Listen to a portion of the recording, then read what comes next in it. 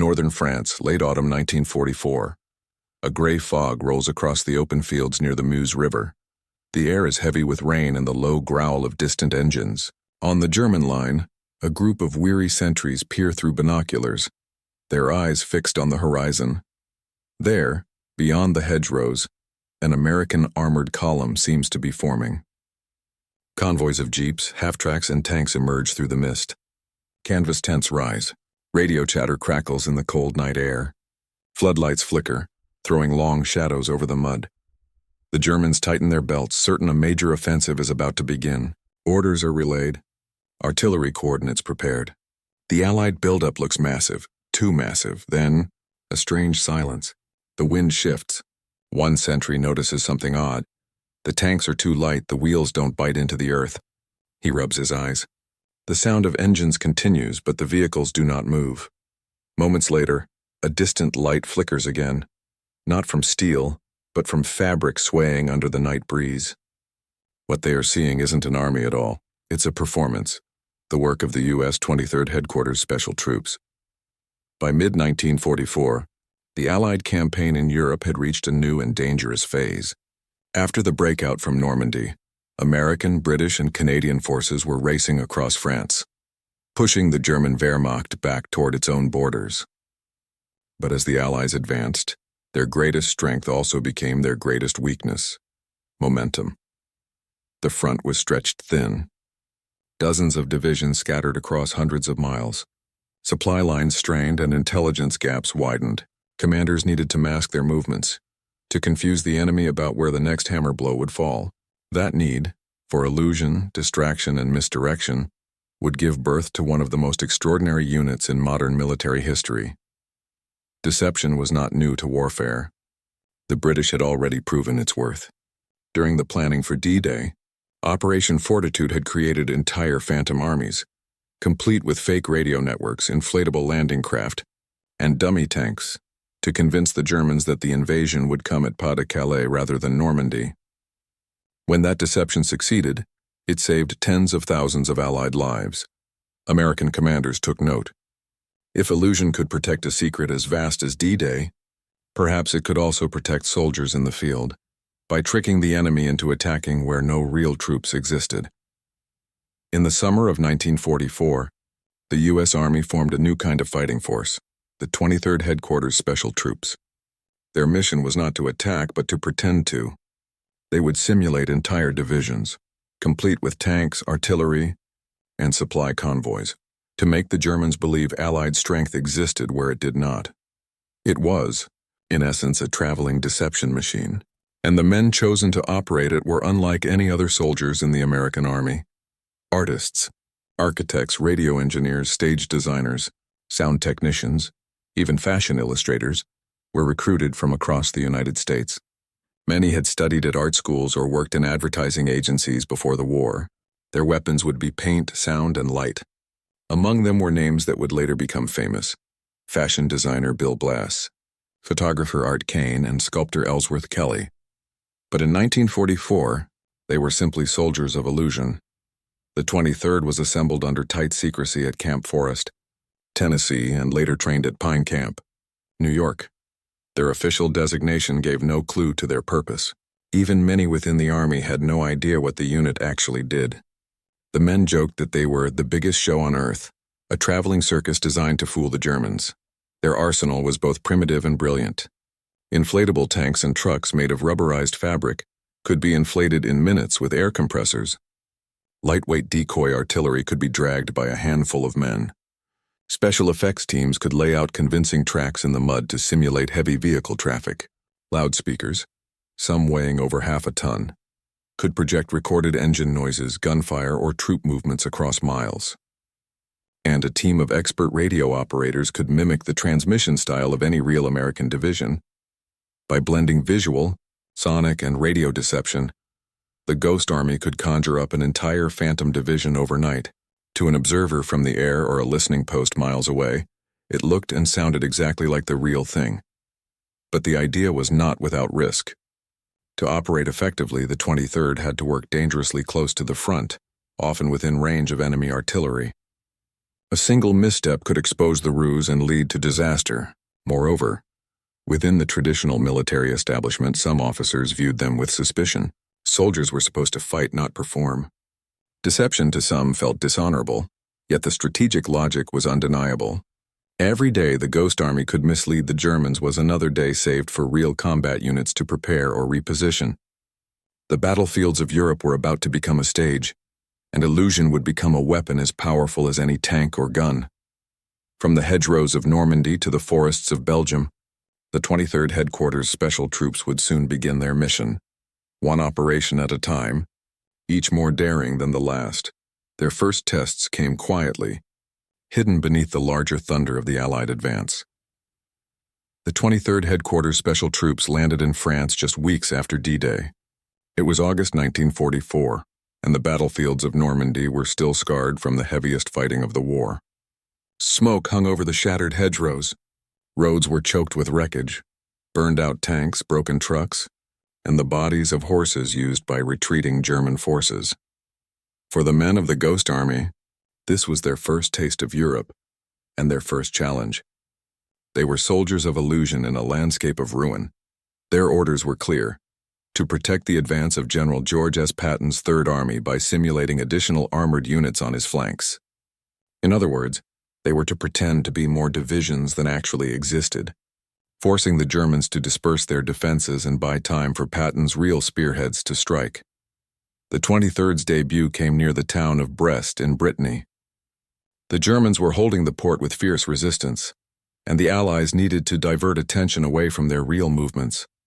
The Ghost Army deployed inflatable Sherman tanks across open fields, set up dummy artillery positions, and began broadcasting fake radio signals and all to suggest that an entire armored division was preparing to attack from the north. To anyone watching from a reconnaissance aircraft or listening to Allied communications, the illusion seemed real.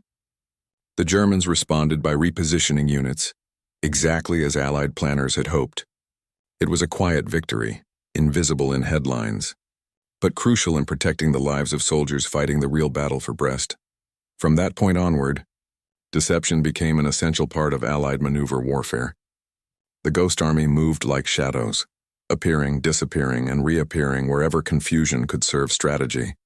Their operations were code-named and classified. In total, they would conduct more than 20 full-scale tactical deceptions, each requiring the precision of a military campaign and the creativity of a theatrical production. By September 1944, they were supporting the U.S. 1st and 9th Armies during the push toward Germany. Their equipment traveled in convoys of ordinary trucks, each loaded with canvas, rubber, and sound gear. Within hours, an empty meadow could become a convincing armored camp. Inflatable tanks were positioned carefully to reflect realistic spacing and wear. Camouflage nets were thrown over them. Soldiers painted serial numbers on the vehicles, knowing German reconnaissance photos would capture every detail. Meanwhile, sound crews from the 3132nd Signal Service Company unrolled massive cables and set up loudspeakers. Recordings of engines, hammering, and shouted orders were played in loops, adjusted for terrain and echo. The result was astonishing. At night, it felt as though a mechanized division was alive in the valley. But it wasn't just technology that sold the deception. It was acting. Men were trained to play the part. They wore the insignia of other units, casually discussed false plans in cafes or at checkpoints where enemy spies might overhear. They created false tracks in mud and even distributed fake letters and discarded ration boxes with the wrong division markings. Every gesture, every sound, every detail contributed to the illusion. In late autumn, the Ghost Army faced its first major test near Metz. German defenses were still strong, and the Allies were struggling against the worsening weather and terrain. The 23rd set up decoy bridges and fake artillery batteries to suggest an imminent crossing of the Moselle River. The Germans concentrated fire on those false targets, while the real crossing took place miles away, largely unopposed. For the first time, Allied commanders began to realize just how powerful deception could be when used with precision. Still, secrecy remained absolute. Even other American divisions rarely knew who these strange soldiers were. To them, the men with rubber tanks and recording equipment looked like a joke, a sideshow to the real war. but the laughter often faded when the results came in. Entire German units had been diverted or delayed because of the phony camps. By winter, as the Allies pushed closer to the German border, the Ghost Army's reputation within the intelligence community began to grow. Their ability to bend enemy perception, to turn air, sound, and shadow into strategic advantage, was now considered indispensable. They were preparing for their most dangerous missions yet, operating within artillery range of the enemy. And as snow began to fall over northern France and Belgium, a new phase of the war loomed, one that would test their courage as much as their creativity. The mist that once hid their illusions would soon become the shroud of Europe's final battles. And within that fog, deception would reach its ultimate form, a weapon of survival. The human angle. They were not soldiers in the conventional sense. When the 23rd Headquarters Special Troops assembled in 1944, its ranks were filled not with hardened combat veterans, but with artists, architects, engineers, set designers, and sound technicians. Many had come from New York, Philadelphia, and Chicago. Men who had spent their pre-war years sketching, designing, painting, and building worlds of imagination. Now they were asked to build illusions of war. Their backgrounds read like a directory of American creativity. Bill Blass, who would later become one of the most celebrated fashion designers of the 20th century, once sketched camouflage patterns for decoy vehicles. Ellsworth Kelly, the future abstract artist, worked on visual deception layouts, studying how light and perspective fooled the human eye. Others came from ad agencies, Broadway stages, and film studios, men who knew how to capture attention, mislead perception, and create something believable from nothing at all. Training was both military and theatrical. They learned how to inflate tanks under fire, how to rig sound systems in the rain, and how to perform convincingly as a different division. Some practiced pretending to be officers, walking through towns with deliberate confidence, discussing non-existent operations within earshot of possible enemy informants. Every mission required them to act, to inhabit a role, to make lies look like truth. But it was also dangerous work. They operated close to the front lines, sometimes within 500 yards of the enemy. A single shell could puncture their illusions and expose them to disaster. Unlike other soldiers, they carried no heavy weapons. Their best protection was the believability of their own performance. And yet, despite the absurdity, there was a strange pride among them. They understood that their deception saved real lives. Every German battalion misled was one less shooting at real Americans. Their war was a paradox. They fought without fighting, risked everything without firing a shot. In a conflict defined by destruction, their power came from creation. The technological angle, what made the Ghost Army truly remarkable, was not only its people, but its tools, a synthesis of engineering, art, and early psychological warfare. At the core of their arsenal were inflatable decoys. Manufactured by companies like Goodyear and U.S. Rubber, these life-sized models of Sherman tanks, trucks, and artillery could be inflated in minutes using portable air compressors. Each vehicle was constructed from rubberized canvas, designed to catch light and shadow convincingly at a distance. From the air, they were nearly indistinguishable from real armor. A typical deception setup could include over 200 dummy tanks and dozens of fake half-tracks and jeeps. When arranged properly, these could mimic an entire armored division of 15,000 men. Though the Ghost Army numbered barely 100, it was a masterclass in visual persuasion. But visual deception was only one layer. The second was sonic warfare. The 3132nd Signal Service Company specialized in what they called sonic deception. Working with engineers from Bell Labs, they developed enormous mobile loudspeakers that could project recorded battlefield sounds up to 15 miles away. Recordings of tank engines, bulldozers, soldiers shouting orders, and even pontoon bridge construction were played on rotation. These were real sounds, captured from actual military maneuvers back in the United States. The sound engineers learned to layer and mix them so precisely that they could simulate an entire army on the move. If the visual decoys fooled the eye, the soundscapes fooled the ear. German listening posts often reported the advance of divisions that didn't exist, entire phantom forces moving through the night. The third and final component was radio deception, the invisible network of lies. A small team of expert radio operators could impersonate the transmissions of entire regiments. They mimicked call signs, traffic patterns, and procedural rhythms so perfectly that German intelligence analysts, who monitored Allied communications constantly, believed the signals were genuine. This technique, known as spoofing, created a complete illusion.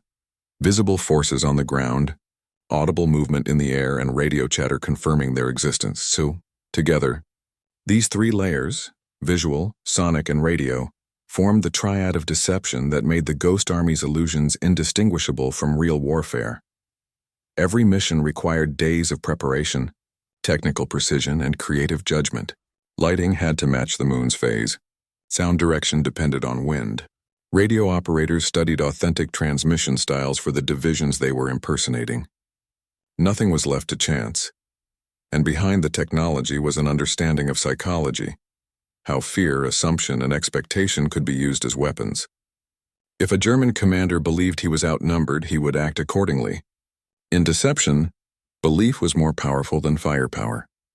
By late 1944, the Ghost Army had become one of the most sophisticated tactical deception units in history, a mobile illusion factory operating under real combat conditions. Their combination of art, science, and nerve was unlike anything the U.S. Army had fielded before, but the real test was still to come. The front was shifting eastward. Winter was setting in. The German army, battered but not broken, was preparing for one last desperate counterattack, an event that would test every trick the Ghost Army had ever learned. The tactical angle. By the winter of 1944, deception had become as vital to Allied strategy as armor or air power. The 23rd Headquarters Special Troops functioned as a kind of phantom corps, capable of appearing wherever command needed to project strength. To the German High Command, their phantom divisions created a map of Allied power that was never truly there. Each operation required tactical choreography. Intelligence officers studied terrain, enemy observation points, and aerial reconnaissance routes. From these, they designed performances, where to place decoy tanks, how to angle headlights to suggest convoy movement, when to transmit fake radio chatter, and how long to sustain the illusion before vanishing. Timing was everything. Too early and the Germans might see through it. Too late, and the real units could be exposed. At times, the Ghost Army's actions directly influenced battle outcomes. During Operation Brest and Operation Metz, their decoy movements diverted artillery and delayed counterattacks, enabling genuine divisions to maneuver freely. Their most daring stunts came when they worked hand-in-hand with combat units, pretending to be reinforcements or replacements, while the real ones redeployed elsewhere. Colonel Harry Reeder, one of their commanding officers, once described their work as a traveling roadshow of war. The stakes, however, were deadly serious. If the Germans ever discovered the deception in progress, the men would be massacred. They carried only light arms for self-defense. Their camouflage was their only shield. In tactical terms, the Ghost Army blurred the boundary between combat and theater. They demonstrated that deception could substitute for brute strength, that manipulating perception could be as effective as overwhelming firepower. And that revelation would echo through military strategy for decades to come. The enemy angle for the Germans, confusion became a recurring curse in the war's final months. Their intelligence network, already weakened by Allied code-breaking and bombed communications, now faced a battlefield alive with ghosts. Reports from the front became contradictory. Commanders in occupied France and Belgium sent urgent messages about massive American buildups that simply vanished overnight. Divisions seemed to appear where none were expected, while others dissolved without contact. Even experienced officers began to doubt their maps. German aerial reconnaissance only deepened the illusion. From high altitude, the inflatable tanks cast perfect shadows. Camouflage nets gave them realistic texture. Combined with believable radio and road activity, the photographs convinced analysts that new armored formations were arriving daily. One German report from late 1944 described the presence of multiple armored groups near the Moselle, apparently preparing for a large crossing. There were none. It was the Ghost Army, a few hundred men with rubber tanks and recorded sound. The psychological effect on enemy morale was profound. German units became hesitant to attack for fear of ambushes by invisible reinforcements. Some commanders delayed counteroffensives that might have succeeded. simply because they believed they were outnumbered. The deceptions multiplied uncertainty, feeding paralysis into already exhausted ranks. Even after the war, captured German officers admitted they had been deceived repeatedly by what they thought were real American divisions. They had no idea that the armies they faced were made of air, light, and imagination. In a sense, the Ghost Army fought a shadow war within the larger war, unseen, unheard, and unknown to most of their own allies, yet shaping the battlefield from behind the curtain. The moral angle yet beneath the success and ingenuity lay a quieter question, one that haunted many of the men long after the war. They were soldiers, yes, but they fought through lies. They were trained to mislead, to manipulate perception, to turn illusion into death for an unseen enemy. Was it honorable? For some, the answer was simple. If deception saved lives, it was worth it. Every operation that tricked the Germans into wasting artillery or misplacing defenses meant fewer American bodies in the mud. Their craft wasn't cruelty. It was mercy through misdirection. But for others, the moral weight was heavier. They heard the thunder of German shells falling on empty fields they had deliberately marked as occupied. They knew those shells could have been aimed elsewhere, at real men fighting and dying in silence. Their illusions caused real destruction, and that paradox lingered. Still, the soldiers of the 23rd rarely saw themselves as heroes.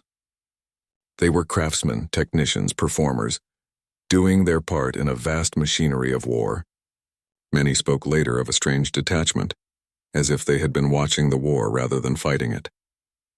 Their battles took place in mines, not trenches. The moral complexity of their mission reflected a broader truth about modern warfare. That victory is not only about who has more guns, but who controls what the enemy believes. In the 20th century, perception had become a battlefield, and the Ghost Army were its first true combatants. As the snows of December 1944 blanketed Europe, that battlefield of deception would soon merge with the chaos of one of the war's final and fiercest campaigns, the push toward the Rhine, and the Ghost Army's most dangerous operation. By March 1945, the war in Europe was nearing its brutal end, but it was far from over. The German army, though battered and retreating, still defended its homeland with ferocity. Every bridge, every river crossing, every ruined town was a fortress. For the Allies, the next great obstacle was the Rhine, the symbolic and physical gateway to the heart of Germany. To cross it successfully meant breaching the last great defensive line of the Reich. To fail meant prolonging the war indefinitely. General Omar Bradley's 12th Army Group, alongside Patton's 3rd Army and the U.S. 9th Army, was preparing to strike. But deception would again play a crucial role. And this time, the responsibility fell squarely on the Ghost Army. Their mission was to make the Germans believe that the main crossing would take place north of the actual attack zone. In reality, the true crossing was being prepared to the south, where engineers labored day and night in secret. The Ghost Army's task was to draw German artillery and reserves away, to convince them that a powerful American armored force was massing elsewhere. It would be the largest and most perilous deception of their entire war. Codenamed Operation Viersen, it took place near the town of Anrath, west of the Rhine. The 23rd Headquarters Special Troops were to impersonate the 30th and 79th Infantry Divisions, supported by the 12th Armored Division, none of which were actually there. The real divisions were far to the south, hidden and silent. The Ghost Army would make them appear vividly alive. They arrived in the region under cover of darkness in mid-March. The landscape was eerily still. Ruined villages, broken bridges, the smell of damp earth mixed with smoke. Enemy artillery occasionally rumbled from across the river. The men worked quietly, inflating tanks, laying out fake supply dumps, and raising dummy command tents. The illusion began to take shape. Rows of Sherman tanks stood in neat formation, headlights dimmed to slits. Artillery barrels pointed toward the riverbank. Trucks rolled back and forth, leaving tracks in the mud to simulate heavy movement. Every detail was choreographed, down to the way soldiers walked between tents, their shadows tall and convincing under the moonlight. At dawn, radio deception began. Operators imitated traffic from the 2 divisions they were impersonating. They sent coded reports about bridge construction, fuel shortages, and reinforcements arriving. German listening posts across the Rhine picked up the chatter almost immediately. Meanwhile, the sound crews from the 3182nd Signal Company began their symphony of war, loudspeakers projecting the rumble of tanks, bulldozers, and trucks along a 10-mile front.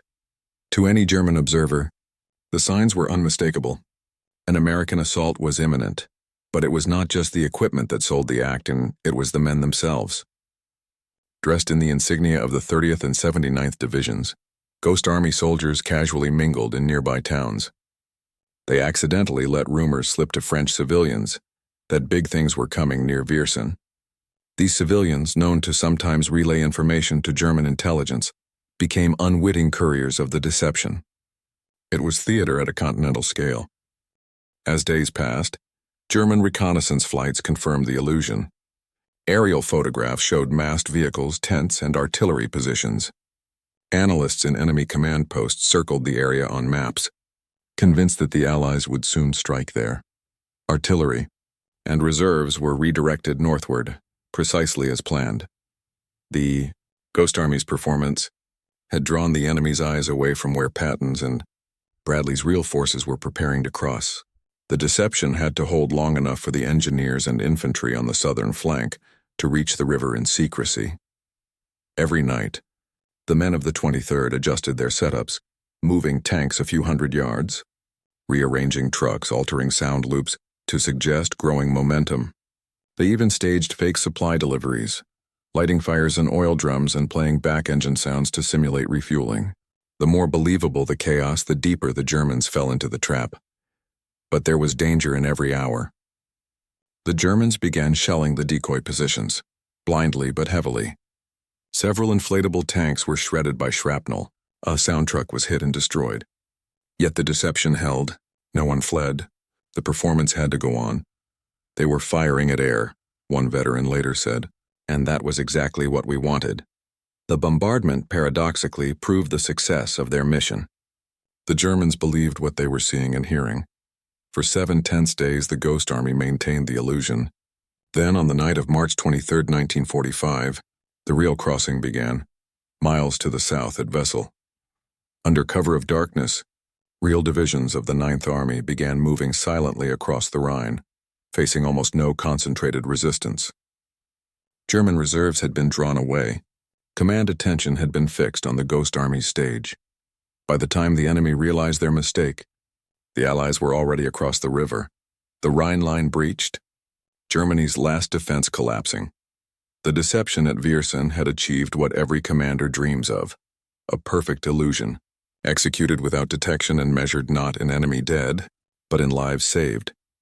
But even as success rippled through the Allied lines, the Ghost Army remained in silence. They could not speak of their role. Their work was invisible, their names unmentioned. The mist over the Rhine drifted slowly east that morning, revealing not an army, but a mirage that had already changed the course of a war. When the real assault across the Rhine began at Wesel, the night sky erupted in flame. Searchlights pierced the low clouds as Allied artillery thundered across the river. Thousands of shells screamed overhead, striking the far bank in a storm of fire and smoke. Yet on the northern flank near Viersen, where the Ghost Army stood, there was only silence, broken by the distant rumble of German guns still firing at shadows. The deception was working perfectly. For nearly a week, German divisions had been fixated on the Ghost Army's illusion, convinced that the American 30th and 79th Divisions were assembling for a major crossing north of Wesel. Commanders had shifted artillery, repositioned reserves, and even reinforced anti-air defenses in the wrong sector. All the while, Patton and Bradley's real forces were crossing miles away unopposed. By the morning of March 24th, German intelligence still believed the real attack had not yet begun. Radio intercepts from the Ghost Army continued to report delays due to engineering difficulties, maintaining the deception even as the true Rhine bridgeheads were already secured. The 23rd had pulled off one of the most successful battlefield illusions in modern history, but success came with risk and fear. German artillery batteries, deceived and desperate, unleashed barrages toward the supposed American buildup near Viersen. Shells whistled overhead and burst among the rows of rubber tanks and empty tents. Some rounds fell dangerously close to the sound trucks and radio jeeps. Men dove into shallow foxholes, praying that no shell would expose the truth, that beneath the smoke and flame, the armored camp was made of air. A few decoys were obliterated. Inflated Shermans burst and collapsed like deflated balloons. Still, the operation held. They could not afford to break the illusion even under fire. To retreat too early might alert the enemy to the trick. One crew kept their loudspeaker running even after shrapnel tore through the truck's frame. The recordings of tank engines played on, echoing into the mist.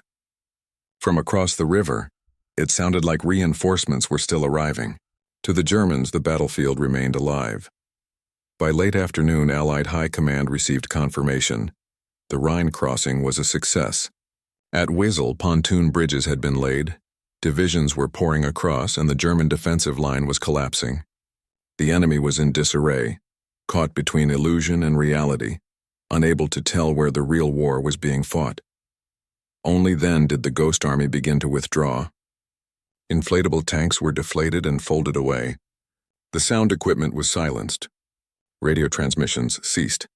Within hours, the great phantom force vanished into the fields, leaving behind nothing but tire tracks, footprints, and scattered scraps of fabric. To the German scouts who crept forward the next morning, it must have seemed as if the American army had evaporated overnight. And in a sense, it had. They had been fighting ghosts. For the men of the 23rd, the aftermath was surreal. They had faced bombardment, risked discovery, and endured sleepless nights under constant tension, yet not a single shot had been fired in return. Their weapons had been sound, light, and deception. Their victory was measured in confusion. Reports later confirmed the scale of their success. German commanders had indeed diverted several divisions northward, believing the main crossing was imminent near Viersen. The deception had delayed counterattacks against the real bridgeheads by nearly 36 hours, precious time that allowed Allied forces to consolidate their position east of the Rhine. Colonel Clifford Simonson, overseeing the operation, later wrote that it was a perfect execution of battlefield deception, the enemy completely misled at the decisive moment. It was the Ghost Army's masterpiece, but among the soldiers themselves, triumph mingled with exhaustion. They were proud, yet strangely empty. Their war had always been invisible, their victories unsung. The moment they succeeded, their existence had to vanish. One soldier, Art Kane, later recalled, "When we deflated those tanks, it felt like we were deflating ourselves. All the tension, all the fear, just sinking back into the mud."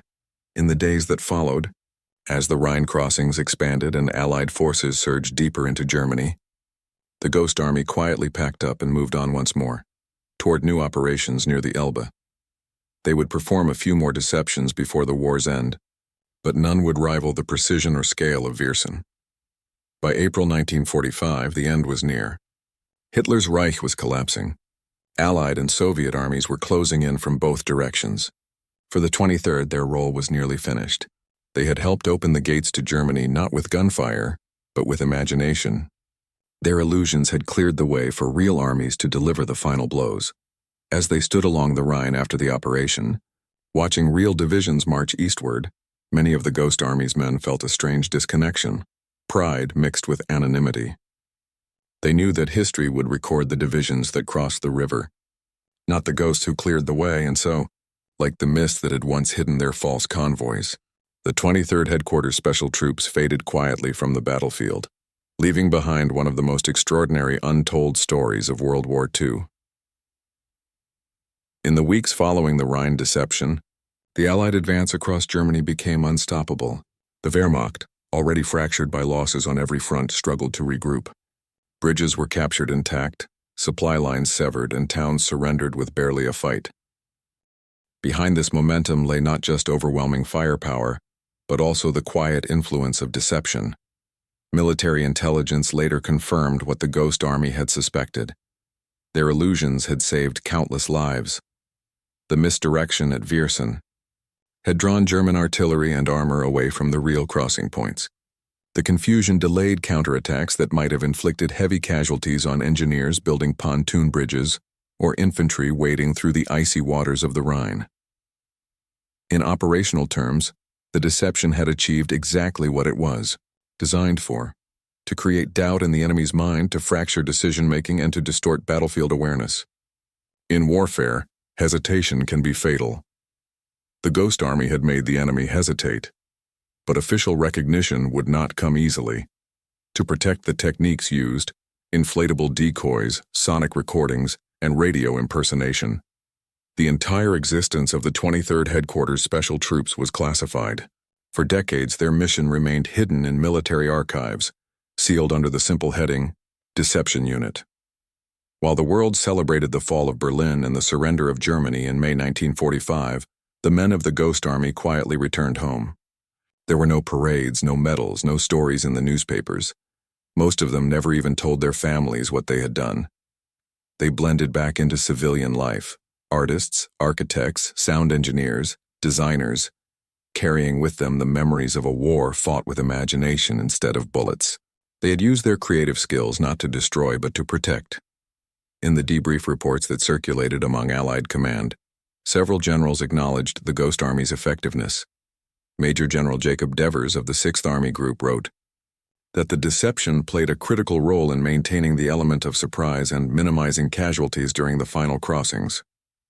British intelligence officers, who had worked closely with the 23rd, noted that the American approach to visual and sonic deception had surpassed even some of the British efforts earlier in the war. Still, the Ghost Army's true legacy would remain obscured. In an era focused on tanks, aircraft, and atomic breakthroughs, there was little room for celebrating soldiers who fought with air pumps and loudspeakers. Within the U.S. Army, however, the lessons of deception did not vanish. Strategic studies conducted after the war integrated many of the Ghost Army's tactics into future doctrines. The concept of tactical deception units reappeared in military planning during the Cold War, adapted for new technologies: radar, communications, and electronic warfare. What began in muddy fields with rubber tanks would later evolve into the sophisticated art of misinformation and battlefield simulation, the foundations of psychological warfare in the modern era. For the men who served in the 23rd, this hidden influence was their quiet satisfaction.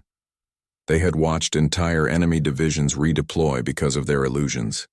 They had outwitted experienced German commanders, not through strength, but through intelligence and audacity. Yet some of them carried a haunting question. If deception could save lives, why had it taken so long for such ideas to be valued? The Ghost Army's success had proven that wars could be fought not only by destroying the enemy's body, but by confusing his mind. By the late 1940s, as Europe rebuilt from ruins, the Ghost Army faded from memory. Their files gathered dust in government vaults, their stories untold. It would take nearly half a century for their work to be recognized publicly. But for those who had been there, for the artists who painted shadows that fooled enemy spotters, for the engineers who turned speakers into weapons, and for the radio men who spoke into the ether pretending to be entire divisions, the real reward was knowing how many lives their illusions had spared. As one veteran later reflected in an interview decades after the war, "Our weapons were rubber and sound, but they worked. We fought to make the enemy see what wasn't there, so that our men could live to see what was. Their ghosts had done their job." And history, though slow to notice, would one day remember. For nearly 50 years after the war, the Ghost Army remained a classified secret, hidden behind military files marked Top Secret, Deception Operations. Even among veteran circles, their existence was little more than a rumor. Many of the men had returned to civilian life believing their wartime role would never be acknowledged. They had been ghosts in war, and now they were ghosts in history. The secrecy was deliberate. During the early Cold War, the U.S. Army and NATO continued to study and refine the techniques pioneered by the 23rd Headquarters Special Troops. Inflatable decoys evolved into radar-reflective mock-ups for airfields and missile sites. The sonic deception methods became part of psychological operations training, and the Ghost Army's radio impersonation tactics laid the groundwork for what would later become electronic warfare, the art of deceiving not only the eye but the ear and the signal itself. But for the veterans who had lived through it, the silence was heavy. They had risked their lives, sometimes under direct artillery fire, for a mission that could never be spoken of. At reunions, they told half-truths. When their children asked what they did in the war, some simply said, "We were in a special unit." That silence began to break in the early 1980s, when several veterans, including art director Arthur Shilstone and radio operator Bernard Bluestein, began contacting military historians, seeking permission to unseal their records. It took years of persistence, but finally, in 1996, the U.S. Army declassified much of the Ghost Army's operational history. What emerged from those dusty files stunned historians. Detailed reports, maps, and photos revealed a story that seemed almost unbelievable. Yet every detail was documented. Inflatable. Sherman tanks and 150 mm howitzers crafted from canvas and rubber. Loudspeakers broadcasting recorded engine sounds up to 15 miles away. Fake radio networks mirroring the communications of real divisions. Artists and engineers working side by side to design illusions powerful enough to fool German reconnaissance aircraft. The 23rd Headquarters Special Troops, just over 1,100 men, had conducted more than 20 large-scale deception operations across Europe, from Normandy to the Rhine. Their work had directly influenced the success of several campaigns, including the breakout from Saint-Lô, the defense of Metz, and the crossing of the Rhine. It was, as one declassified report called it, a unique blend of art and warfare, one without precedent. As the story reached the public, the surviving veterans finally began to speak. Documentaries and interviews followed. The history. Channel-produced features. Newspapers called them the artists who fooled Hitler. Schools and museums began to showcase their designs. The painted camouflage nets, the rubber decoys, the carefully engineered sound maps. But beyond the novelty, there was deep respect. The Ghost Army's contribution was no longer seen as a sideshow to history. It was a vital instrument of Allied victory, demonstrating how creativity could save lives on the battlefield. In 2013, the U.S. Congress introduced a bill to award the Ghost Army a Congressional Gold Medal, the nation's highest civilian honor for military service. The campaign took years, driven largely by the veterans themselves and their families. Finally, in 2022, after decades of obscurity, the Ghost Army was formally recognized by the United States government. The medal's citation read, "For its unique and highly distinguished service in conducting deception operations in Europe during World War II, which saved thousands of lives and hastened Allied victory." When the few surviving members, now in their late 90s, received the news, some wept. For the first time, their invisible war had become visible. The Ghost Army's influence endures far beyond its era. Its legacy can be traced through modern military strategy, where deception remains a core principle, from radar spoofing and electronic jamming to cyber camouflage. But it also resonates in art, design, and storytelling, a reminder that imagination can be a weapon as powerful as any gun. What began as an experimental project under General Eisenhower had become a timeless symbol of human ingenuity. In a war defined by destruction, these men used creativity to protect, misdirection to preserve, and illusion to win. Their battlefield was the mind, and on that battlefield, they triumphed. By the time the last of the Ghost Army veterans spoke publicly, their message was not of pride, but of peace. One of them, Stanley Nance, summed it up best. "We weren't killers. We were artists who went to war, and somehow that made all the difference." The ghosts had finally been seen. And their story, once hidden beneath the mists of war, had found its place in history, not as a trick but as a triumph. In the long silence after war, the guns fade first, but echoes of ingenuity linger. Among the ruins of Europe, where once tanks clashed and cities burned, there remains an invisible legacy. A war fought not with bullets, but with ideas.